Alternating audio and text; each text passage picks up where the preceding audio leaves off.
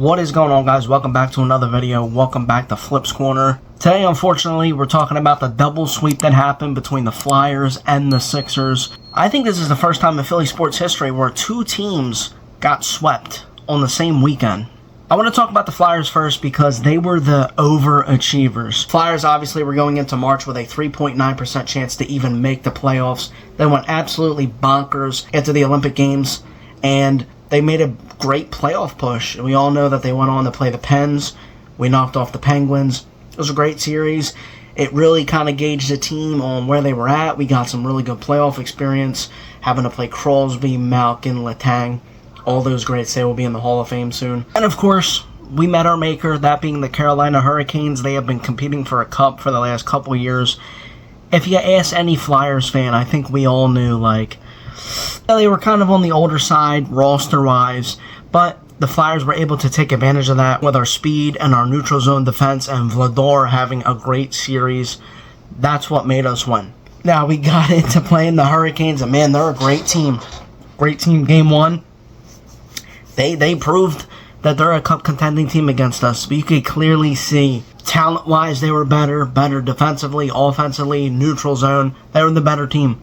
Way better team. We were in there for almost every game, besides obviously the 4-2 game. The series easily could have been 2-1 Flyers. Easily. They just couldn't capitalize on both overtimes. The Flyers could still be playing the game on Monday night. We just could not capitalize. But that's the youth. That's the inexperience. I want to just say MVP of the year is Vladar. I mean, this fucking dude, if he can keep playing like this consecutively for the next couple years and we can build around him, he proved it. The other night he had 50-some saves to be that anchor that this team needs. So, am I mad that the Flyers lost? No, absolutely not. The Flyers were complete overachievers. We ended up having to play one of the best teams in the league, and I'm proud of them. Am I a little upset? Yeah, I'm upset. I mean, you never want to see your team lose. Now we get to the 76ers. The game is still going on right now, but I just want to make the video now. My brain's still fresh. The score, we are at the halfway point of the third quarter, basically. It's 94-67. It's a 30-point game, practically. Looks like they're going to lose. The 76ers, man, I don't know. It just seems like right after that Kawhi Leonard shot, we have not been able to get our shit together. I will continue to say this over and over until I'm a broken record.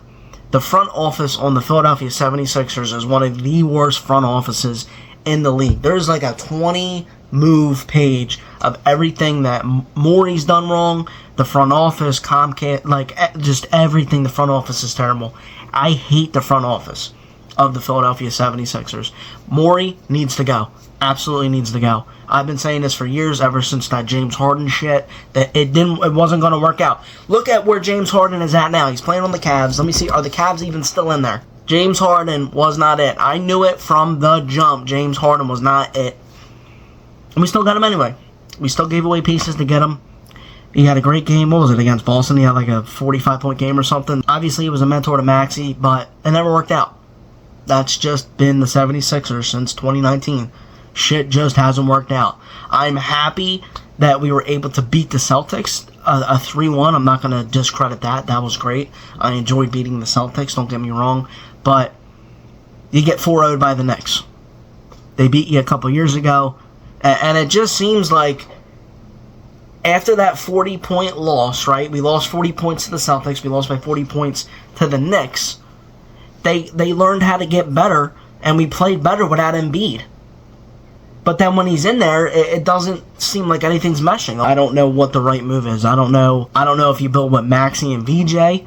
You had McCain. I hate it when we traded for him. I didn't even believe it. I thought that shit was fake. You see how good McCain's doing with the Thunder. The Thunder up 3-0 on the Lakers. That's the type of guy that we need right now, a three-point shooter. It just seems like every game that the Sixers are in, the last 8 minutes of the game, they just fall flat. They just choke. I don't understand it. I don't understand it. I honestly think that a couple years ago, when Embiid's value was still up high, we should have traded him. You should have traded him when the value was high. I love Embiid, don't get me wrong. This Philly process era is over. It's been over. Ben Simmons, bust. Markelle Fultz, bust. I know he had some weird, like, liver disease, but it's over. The process is over. It's been over. The problem is the contract. Nobody's going to pick up that $40 million contract that he has. So, you're stuck. The 76ers are stuck. And it's going to be like this until a major move happens by firing someone in the front office, firing Morey. Now, Nick Nurse. When we signed Nick Nurse, I was okay with it. It felt a little weird, like, yo, he beat you when we had probably, arguably, the best 76ers team that we've had ever, with Jimmy Butler and Joel Embiid and Ben Simmons and Tobias Harris, yada, yada, yada. He beat you and then he won, but he had that championship experience. I had no problem with it. I think he's been a great teacher to Maxey and VJ, seeing those guys develop a little bit more. I don't have a problem with Nick Nurse. His brother passed away and he still coached. Like, he really could have been like, yo, I can't do this. Went to his brother's funeral. Knicks fans are, of course, dirty-ass fans that are booing during his little ceremony thing, which I didn't like. But anyway, Sixers get swept. I don't know, man.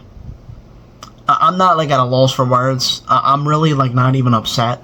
I kind of knew that the Knicks were a really good team, and with Embiid not being completely healthy, I just don't like how our team is so dependent on one guy. That's kind of my opinions on both the teams. It's unfortunate. My little sports videos, the playoff videos, are going to be over, which I'm a little sad about. But look forward to more Philly stuff. Look forward to more gaming stuff. At like 1,000 watch hours, I'm really hoping that I can get the watch hour numbers up. Get that up to 3K, 4K. Be able to monetize the channel. The next WWE pay-per-view is May 23rd, Saturday Night Main Event, and then Clash in Italy, May 31st. So, got a lot of things to look forward to. I'm excited. Hope you guys are excited. I'll see you guys in the next video. Peace out. Well, the double sweep unfortunately happened. Of course, the Flyers lost to the Carolina Hurricanes last night. And the Sixers are well on their way to getting absolutely pummeled again by the Knicks. Is this the first time in Philly history that two Philly playoff teams have gotten swept in the same weekend? I'm not completely sure. But I'm not really mad at the Flyers, per se. They're a young, inexperienced team that had to play one of the best teams in the league. No excuses, but not really mad at them. The Sixers underachieved dramatically. That's kind of been their vibe every year in the playoffs.